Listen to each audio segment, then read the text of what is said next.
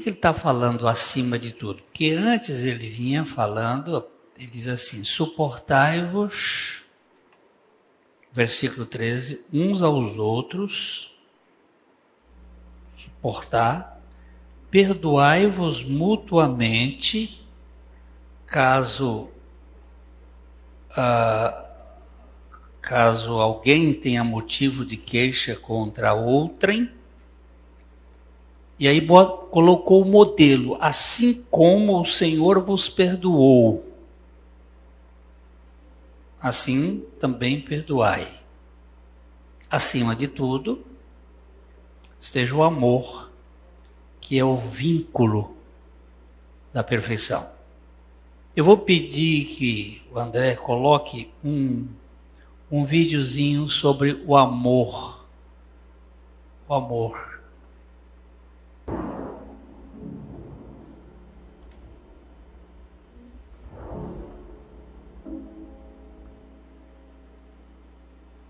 Eu me arrependo de muita coisa. Cometi muitos erros, mas tudo que eu fiz por Cristo. Eu, porém, vos digo: amai os vossos inimigos e orai pelos que vos perseguem. Não torneis mal por mal, mas vence o mal com o bem. Pois se amardes apenas os que vos amam, que recompensa tereis? Onde aumentou o pecado, a graça transbordou. A sua graça me basta. A sua graça me basta.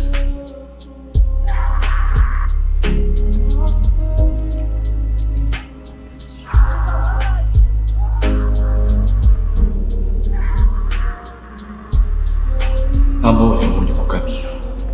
Se eu disse algo mal, mostra o mal que eu disse. Sangue escorrendo pelas ruas, viúvas e órfãos morrendo de fome. Nenéns nascidos com o menor defeito são rejeitados, repelidos, descartados. Este mundo não sabe nada sobre o amor.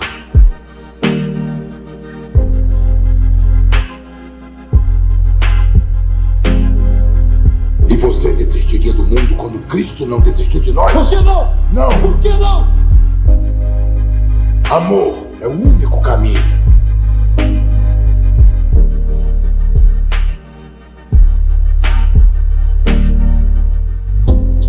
Você alega servir a um Deus que está acima de qualquer outro, mas só vejo diante de mim um homem acorrentado.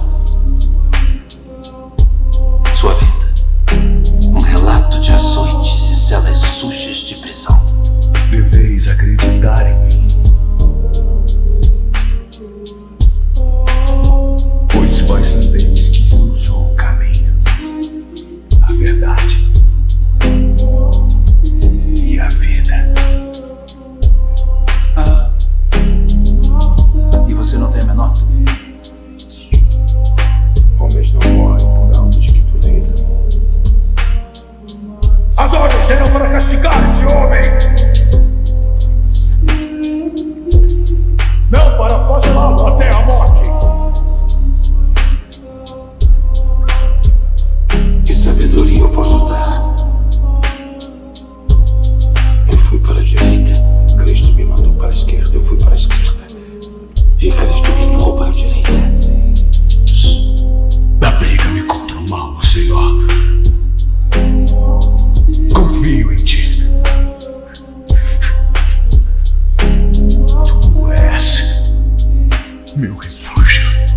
O servo não é maior do que seu Senhor. Se eles me perseguirem, vos perseguirão. Nenhum homem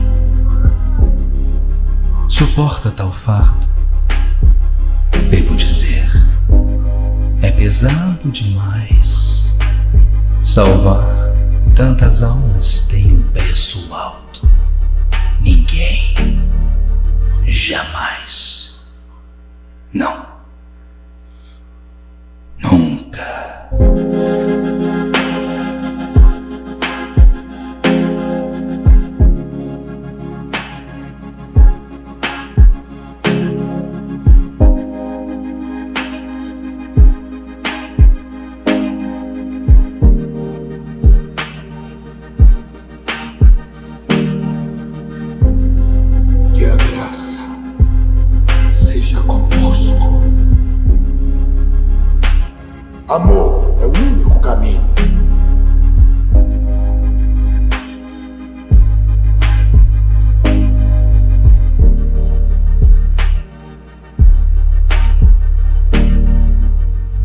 essa é a história do apóstolo Paulo.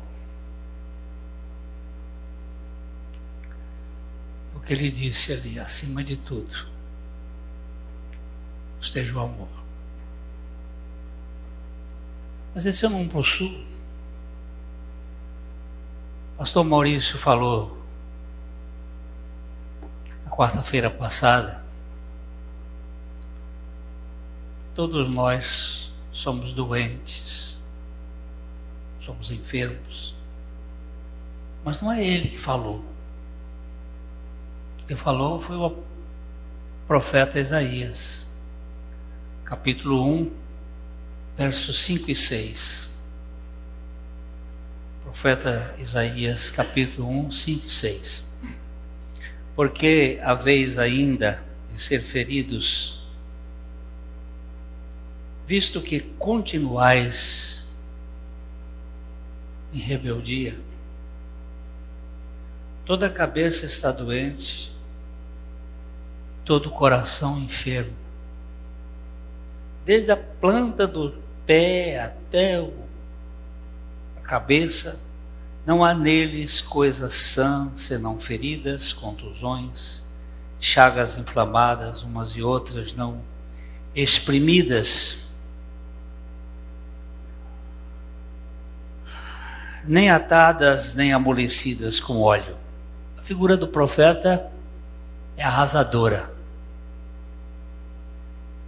Ele mostra que toda a humanidade está com uma desordem mental e com um transtorno emocional, cabeça, coração. Nenhum de nós escapa. Ansiedade, depressão, esquizofrenia, transtornos alimentares, estresse pós-traumático, somatização, transtorno bipolar, transtorno obsessivo compulsivo, e aí vai uma lista enorme de problemas da nossa mente e de nosso coração. Nós somos uma raça realmente enferma.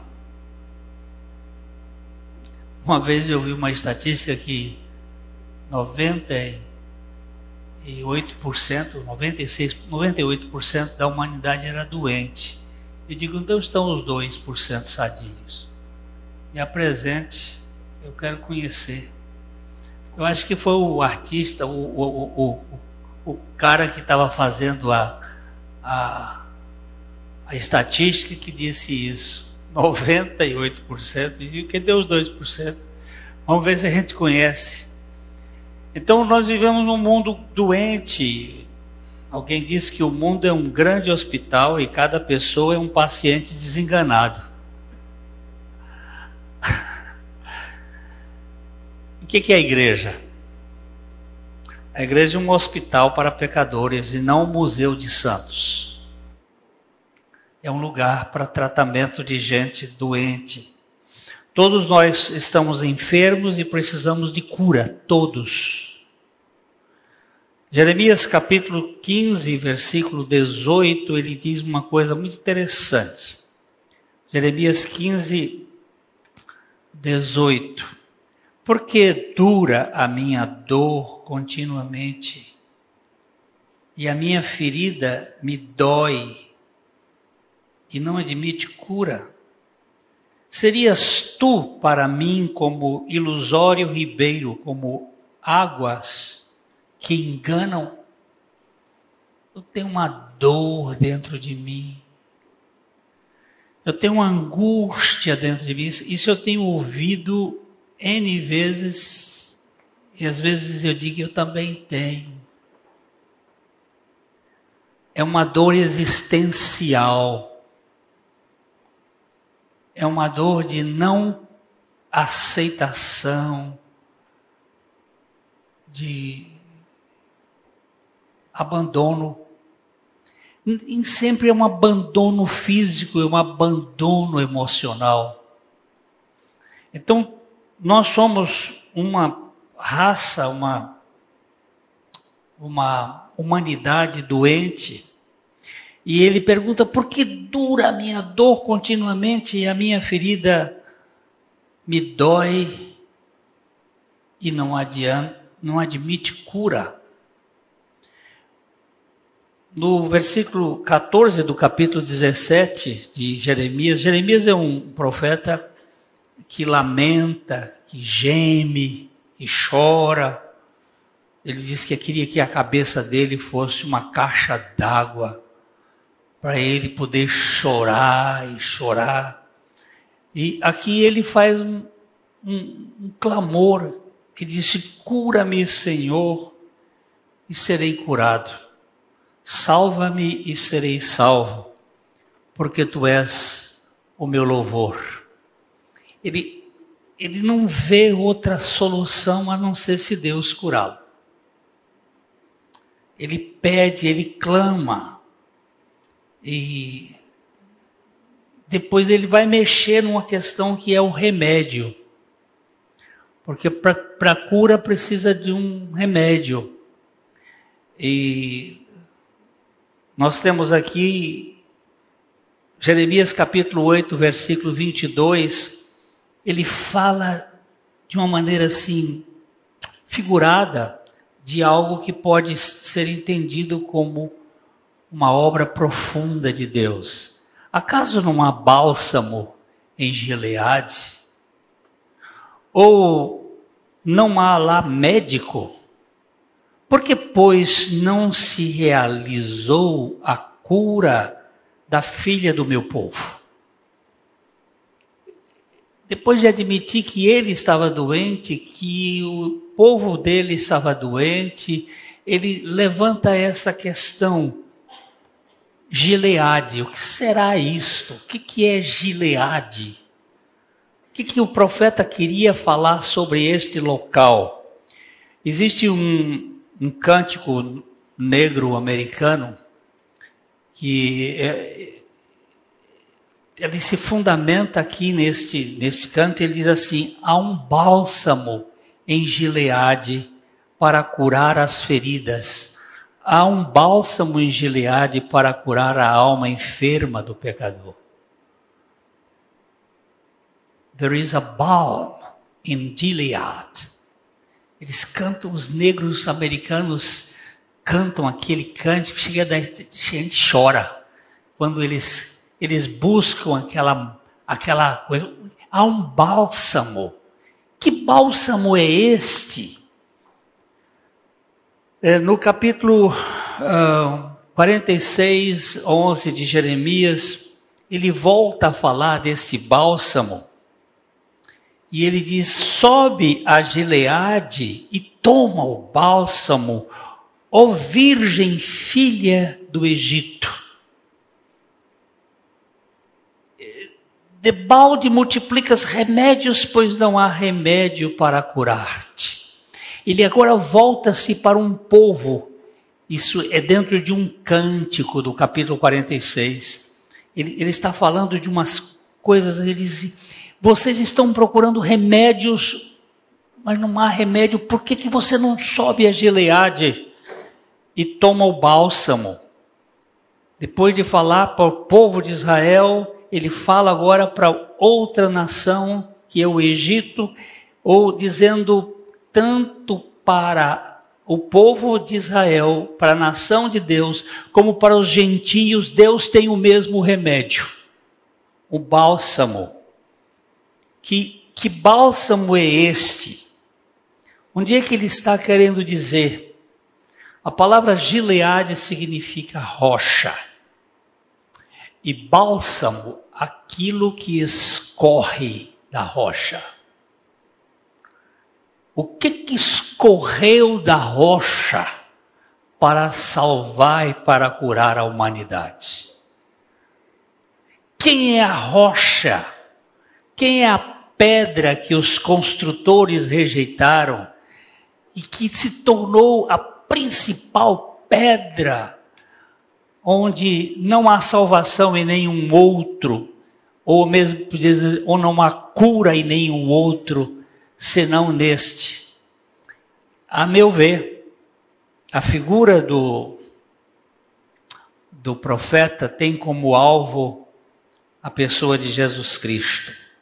Em 1 Pedro, no capítulo 1, os versos 19 e 20, a gente corta o texto, mas ele vem um pouquinho antes, vai um pouquinho depois, mas nós vamos pegar aqui só essa parte.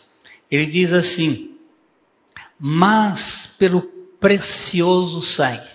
Porque ele vai dizendo assim, que ele nos comprou, não com prata ou ouro, coisa assim, mas pelo precioso sangue, como de cordeiro sem defeito, o sangue de Cristo, conhecido com efeito antes da fundação do mundo, porém, manifesto no fim dos tempos. Aí entra a palavra, por amor de vós. Qual é o remédio lá do Calvário? É o amor, que nós lemos ainda há pouco, porque Deus amou o mundo, que deu o seu Filho, para que todo aquele que nele crê. O amor é o vínculo da perfeição. É o ponto máximo para curar. Isaías 53, versículos 5 e 6, nós temos aqui: certamente Ele tomou sobre si as nossas enfermidades, as nossas dores levou sobre si. E nós o reputávamos por aflito, ferido de Deus e oprimido. Olha que coisa. Isaías, 750 anos antes, estava vendo o que ia acontecer no Calvário, lá com Jesus. E ele até começa dizendo assim: quem é que vai acreditar na nossa pregação? Uma coisa louca. Porque ele foi subindo como um renovo de uma terra seca, ele não tinha nem beleza, nem formosura, nós olhávamos para ele, mas não víamos nada que nos agradasse. Já que você está aí, vai para o 3, ele disse, ele era desprezado e o mais rejeitado entre os homens, homem de dores, e que sabe o que é padecer. E como que os homens escondem o rosto, era desprezado, e dele não fizemos caso algum. Você viu ali o que fizeram com o nosso Salvador? Aquilo ali é pouco. Aquela filmagem não conta tudo. Por um amor furioso, em benefício de alguém.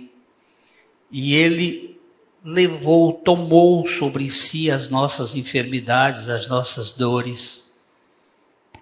Mas ele foi traspassado, versículo 5, mas ele foi traspassado pelas nossas transgressões e ele foi moído pelas nossas iniquidades. O castigo que nos traz a paz estava sobre ele e pelas suas pisaduras ou sobre as suas feridas nós fomos sarados. O título da nossa palestra aqui é o amor, vínculo curativo. Vivemos num mundo de embates, de traumas, de torturas, e todos nós, de algum modo, fomos feridos ou estamos sendo feridos e magoados. Por isso nós precisamos das ataduras divinas para nos tratar. A palavra vínculo tem como ideia atadura. Alguma coisa que nos cobre. John Arrowsmith, ele tem uma frase que eu acho lapidar, ele disse: há tanta diferença entre o sofrimento dos santos e dos profanos, como entre as cordas com as quais um carrasco prende um malfeitor condenado e as ataduras com as quais um cirurgião cuidadoso envolve seu paciente. Vamos repetir? Estou vendo um cirurgião ali, ele é cirurgião de vista, mas há tanta diferença entre os sofrimentos dos santos e dos profanos. Um santo, quando sofre, é como as ataduras de um médico, de um cirurgião, que envolve o seu paciente com muito cuidado. E o sofrimento dos profanos, dos ímpios, é como as cordas com as quais um carrasco prende um malfeitor. Ninguém aqui está isento de sofrimento. Ninguém aqui está isento de alfinetadas, de espinhos, de dificuldades, de problemas. Ou já teve, ou está tendo, ou terá, ou tudo isso está acontecendo ao mesmo tempo e nós precisamos de remédio, precisamos de cura. As mais fortes almas têm emergido do sofrimento. Os caráteres mais maciços estão cheios de cicatrizes. Você não vai verificar um caráter firme que não tenha passado pelo fogo, pelas tribulações.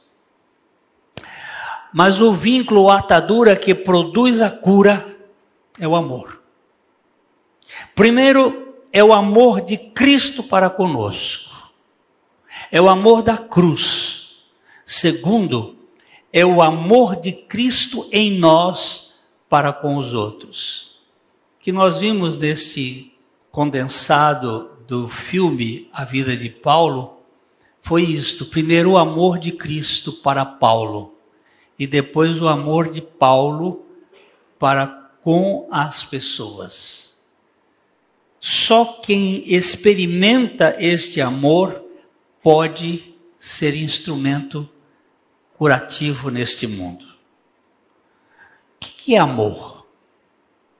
Nós temos 4 palavras no grego do Novo Testamento que vão dizer amor. O que é amor? A primeira delas é a palavra storge. Storge é o amor forte por outra pessoa nascida de laços de consanguinidade. A mãe e o filho, pai, filho. O amor da mãe é interessante. Depois nós vamos ver um outro videozinho que explica um pouco. Ela está uma dor terrível do parto, mas na hora que pare e a criança nasce, ela é tomada de um sentimento. Esse amor aqui é storge. É capaz de lutas terríveis. Eu já contei isso aqui em outras ocasiões, do cara que estava fazendo, um bombeiro que estava fazendo um rescaldo num incêndio que tinha acontecido num lugar e de repente tinha uma troço lá, uma carcaça de galinha, ele chuta a carcaça assim e os pintinhos saem de baixo. Porque ela morre pelo filho. Ela morre. Esse amor storge é muito forte. Existe o amor eros, que é a atração baseada no desejo sexual, que é um amor importante, o amor erótico, que faz se aproximar gente de um lado e do outro, macho e fêmea, normalmente é mais saudável. Essa aproximação é mais enriquecida, porque aí tem estrógeno e tem testosterona que produzem essa aproximação, enriquecem, Mas ele também, com o tempo, ele pode ter uma diminuição, porque não tem 25 anos o tempo todo. Depois tem o amor filia, o amor afeto gerado por meio de relações sociais significativas, que é um amor muito forte também. O amor de amigos, o amor que gera admiração e profunda compreensão. Mas o amor aqui descrito é o amor ágape. O que é esse amor ágape? Aceitação incondicional sem necessidade de retribuição. Presta atenção. Amor sem necessidade de retribuição. Eu queria passar aqui agora o outro videozinho, que é uma história, presta atenção nessa história, que ela é interessante.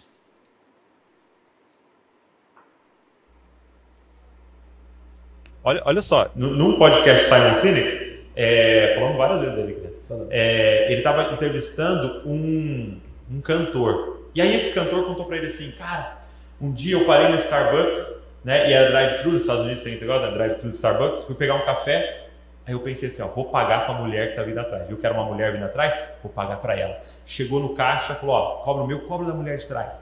Pagou para a mulher de trás e falou assim, você fala para ela, o cara da frente pagou e ele disse que você é amada. Era isso, né? Aí ele falou assim pro Simon Sinek, cara, eu saí, eu nem sei quem é a mulher, eu não vi entregando, mas eu saí com uma adrenalina, cara, feliz da vida. Aí o Simon Sinek parou e ele falou assim, cara, deixa eu te explicar o que estava acontecendo.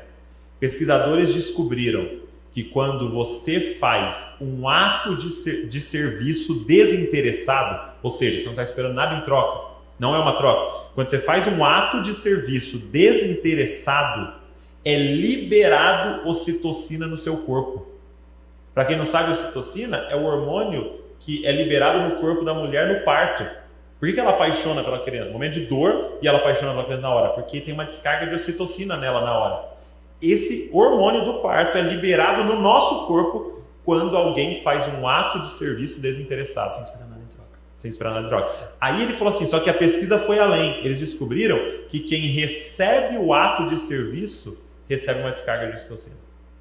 E aí eles foram além, eles descobriram que quem assiste o ato de serviço desinteressado tem uma descarga de ocitocina. Ou seja, a mulher do caixa saiu se sentindo melhor, a pessoa que recebeu estava se sentindo melhor e quem deu estava se sentindo melhor que todo mundo.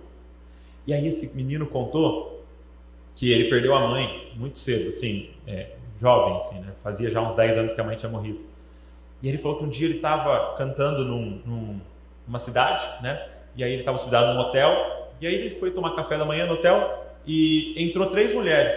E aquelas mulheres lembravam a mãe dele. Ele se lembrava da mãe dele, não sei por, ele falou assim, não sei porquê, quando eu bati o olho me lembrei da minha mãe, e bateu uma saudade, poxa, eu queria tomar um café, minha mãe, pagar um café para minha mãe. E aí me veio um pensamento, sua mãe morreu, não está mais aqui, mas as 3 estão, paga para elas um café, ué. Ele ficou meio acanhado, não sei se eu vou e tal. Aí tomou coragem, levantou e foi.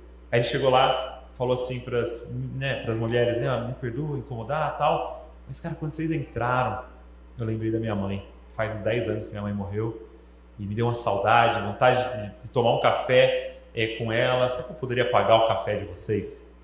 Aí ele disse que uma delas levantou, andou assim, deu a volta na mesa, andou, parou na frente dele e falou assim, o meu filho morreu semana passada e ele tinha exatamente a sua idade. Abraçou ele e os dois ficaram chorando no meio do restaurante. Du, o que você está experimentando agora? Uma descarga de ocitocina. Tô nisso mesmo. Você está ocitocinado agora. Eu tô com uma descarga de ocitocina e cada pessoa que está aqui nessa live está com uma descarga de ocitocina. Por quê? Porque a gente foi feito para servir. Isso é cura. Cara, você está num momento de depressão, depressivo, num quadro, você está ansioso, você quer saber como melhorar? Serve alguém. Sem esperar nada em troca. Sem esperar nada em troca. Esse é o erro. Esse é o erro. A gente sempre espera algo em troca. E aí vem a frustração. Eu fiz, Não, a ele pessoa falou nem fez obrigado. igual, falou nem obrigado. Quando Cara, precisar... faz. Melhor é dar do que receber, Jesus disse. Por quê? Porque, cara, você imagina Jesus indo por toda parte curando, quanta ocitocina ele experimentava por dia. Olha só, num podcast Simon Sinek,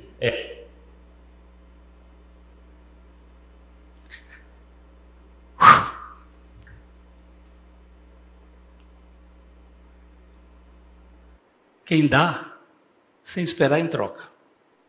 O que recebe, o que assiste e o que ouve o assunto, todos são abençoados. É um poder curador. O amor é curador. A Bíblia, a mensagem, quando vai falar do ágape, o amor de Deus, ela faz umas descrições assim. O amor nunca desiste.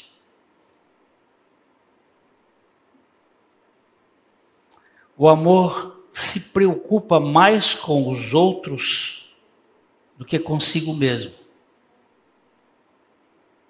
O amor não quer o que não tem. O amor não é esnobe. O amor não tem a mente soberba. Não se impõe sobre os outros. Não age na base do eu primeiro, você depois. Não perde as estribeiras. Não contabiliza os pecados dos outros. Não festeja quando os outros rastejam. Tem prazer no desabrochar da verdade. Tolera qualquer coisa. Confia sempre em Deus. Sempre procura o melhor. Nunca olha para trás. Mas prossegue até o fim. Eu não tenho isso. Eu preciso que Ele me dê. Ainda há pouco eu liguei para o meu velho amigo de quase 48 anos, pastor Messias. E meu pastor aqui, desde que eu cheguei. A sua esposa está com Covid, os dois pegaram Covid e ele está melhor, ele já está, mas ela está entubada, está pronada, e ele me disse assim: Glênio, essa é uma dor tão profunda. Essa é uma dor tão profunda. E ele começou a chorar, e eu também.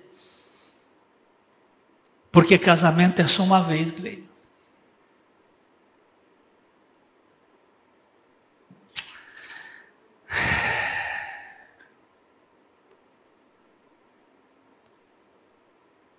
O amor é um ato da vontade. E é um sentimento de aceitação, de carinho e demonstração de afeto que se desenvolve entre seres que possuem a capacidade de o demonstrar. Etimologicamente, o termo amor surgiu a partir do latim, em português. É a palavra que tem justamente o mesmo significado atual, um sentimento de afeição, de paixão e de grande desejo. Uma pessoa que ama verdadeiramente e de todo o coração é aquela que se coloca no lugar do outro a fim de medir as suas ações e evitar fazer coisas que o façam sofrer.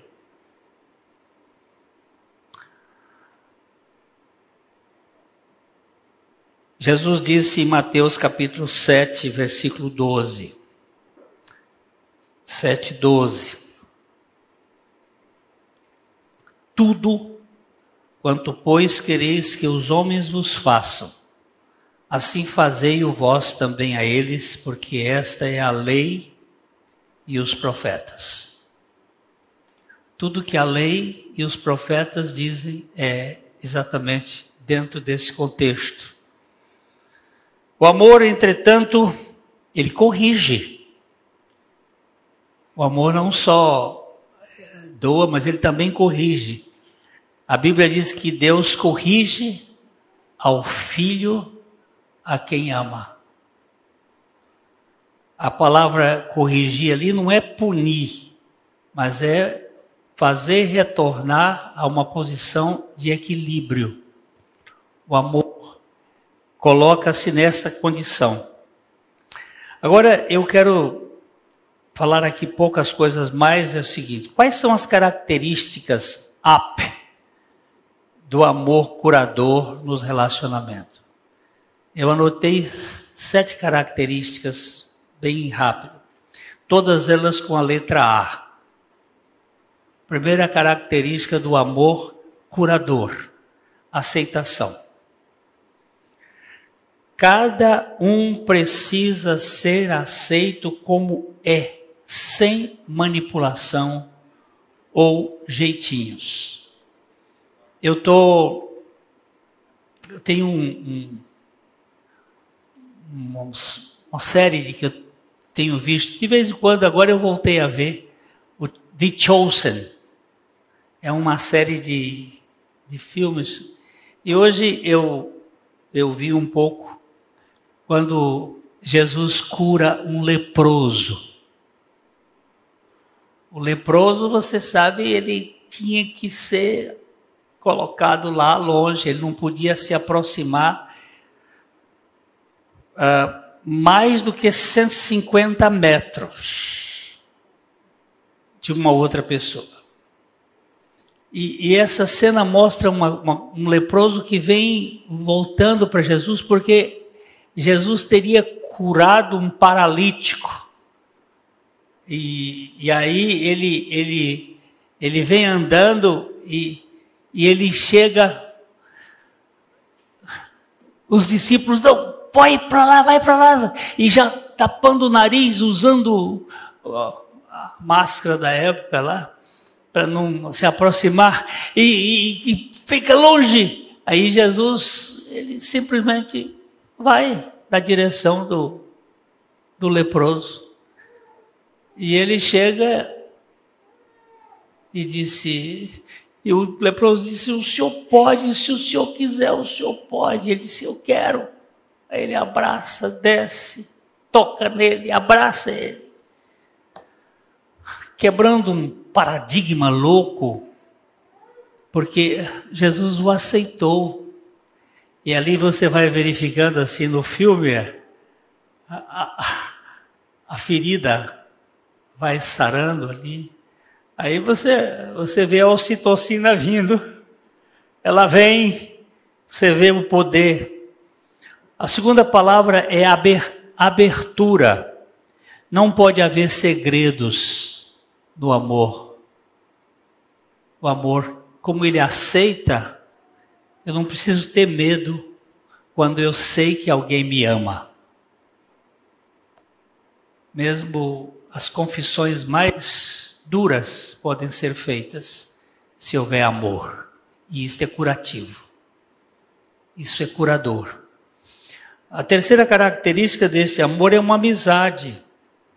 No caso, por exemplo, de um casal, ele deve ser mais amigo do que amante.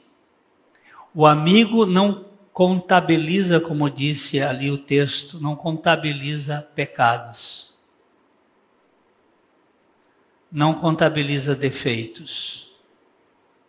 Não contabiliza falhas.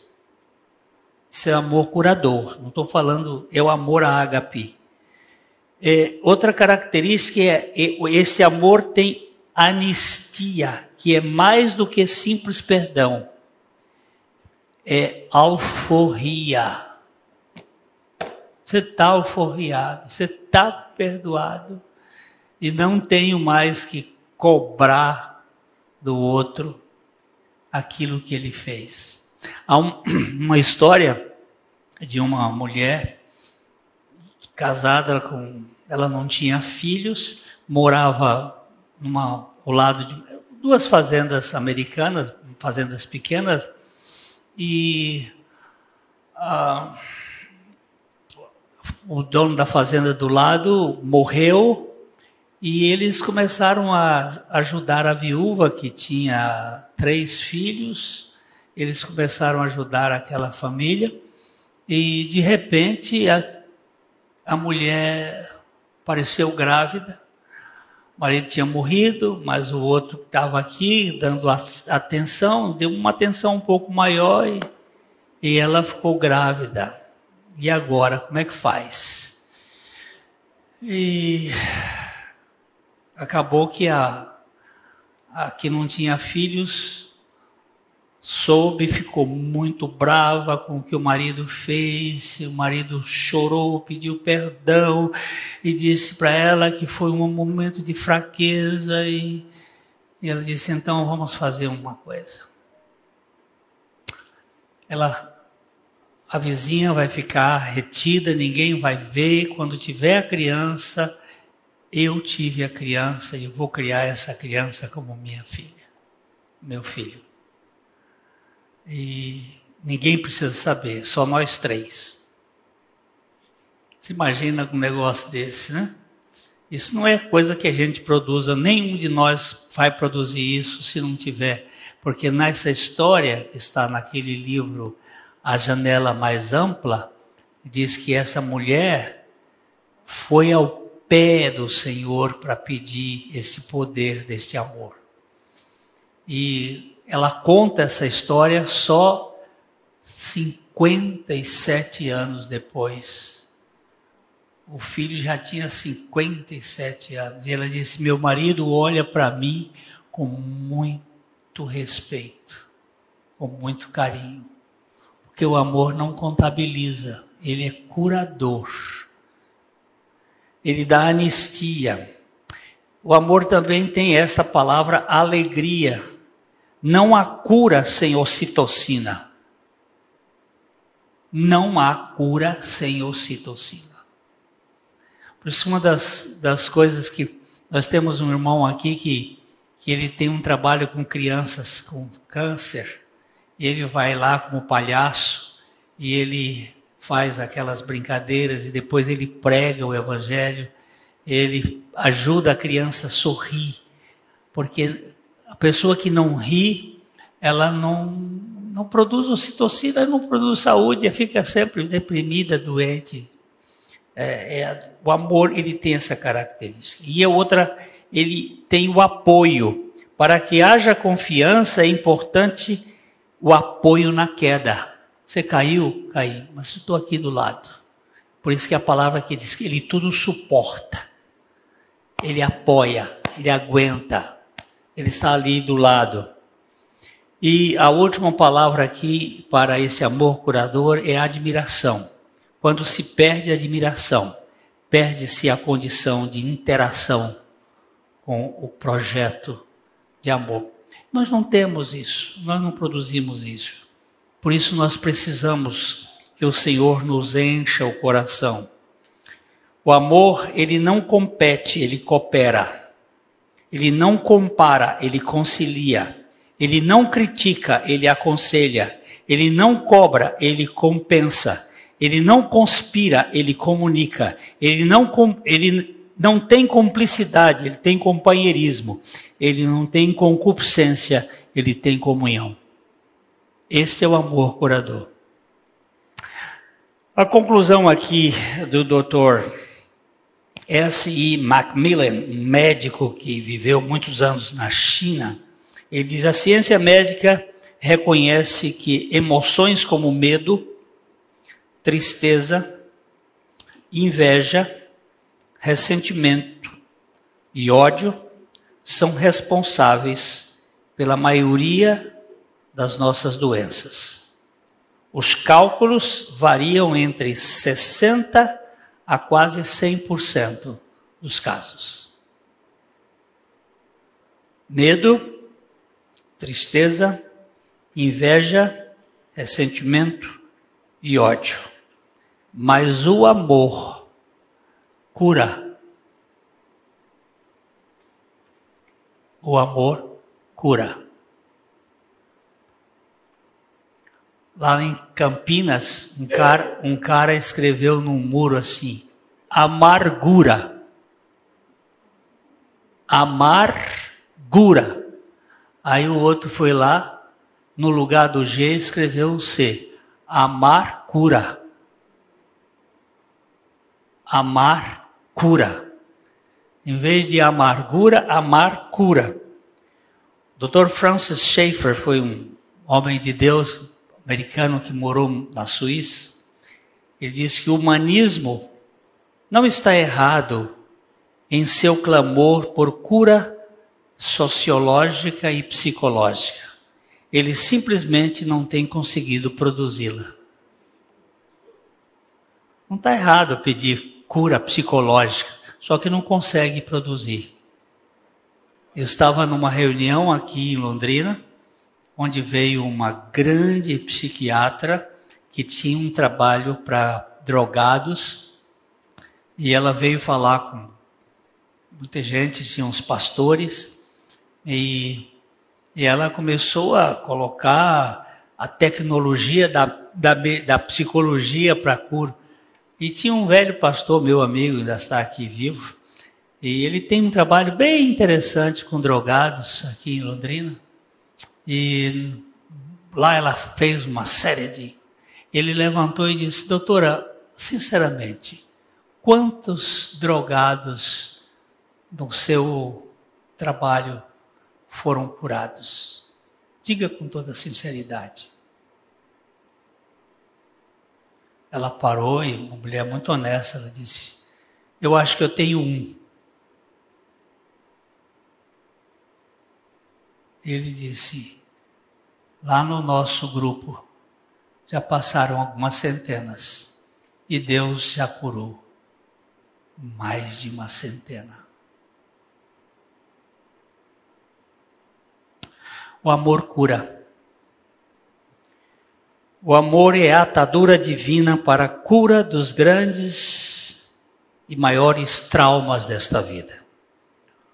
O ódio na terra não consegue produzir dores que o amor do céu não possa curar.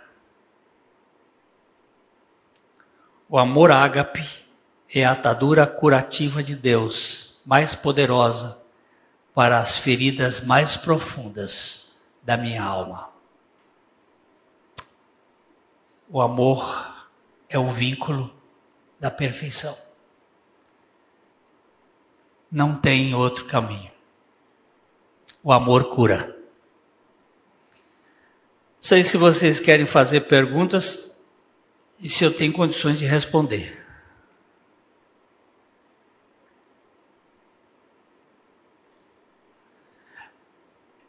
A imagem mais bonita no meu estudo aqui foi olhar a montanha de Gileade escorrendo o bálsamo, comparando com o Calvário de Jesus Cristo, derramando o seu sangue.